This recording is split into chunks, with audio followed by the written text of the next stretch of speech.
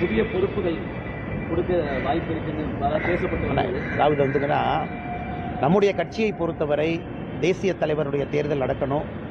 இன்னும் பாரதிய ஜனதா கட்சி தமிழகத்தினுடைய பொறுப்பாளர்கள் இன்னும் முழுமையாக நம்ம தேர்வு செய்யலை. மாநில தலைவர் அதற்கான வேலையில் இறங்கியிருக்கிறாங்க. மாநிலத்தினுடைய துணைத் தலைவர்கள், செயலாளர்கள், பொதுச் செயலாளர்கள் அதை முடிக்கணுங்கன்னா அகில இந்திய அளவில் இன்றைக்கி மாநில தலைவர்கள் பொறுப்பு மட்டும்தான் நம்ம மாற்றியிருக்கோம். நிறைய வேலைகள் இருக்குது. நாங்கள் எல்லோரும் சாதாரண தொண்டர்கள். பொறுப்பு வந்தாலும் அதேபடி தான் வேலை செய்வாங்கன்னா, பொறுப்பு இல்லை என்றாலும் அதேபடி தான் வேலை செய்வோம். அதனால் பொறுப்பு என்பது எல்லோரும் எல்லாமே நிலையில்லாத பொறுப்பு தாங்க, நான் மாறிக்கிட்டே தான் இருக்கும். அதனால் பொறுப்புக்காக எங்கள் வேலையை குறைச்சிக்கிட்டோம், நாங்கள் வேலை செய்ய மாட்டோம் அப்படிங்கிற பேச்சுக்கு இடம்.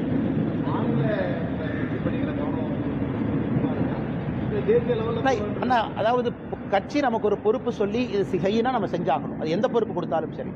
இன்னைக்கு கட்சி நமக்கு ஒரு பொறுப்பு கொடுத்துருக்குறாங்கன்னா மாநில அரசியலில் நாம் பார்த்து கொண்டிருக்கின்றோம், பேசி கொண்டிருக்கின்றோம்.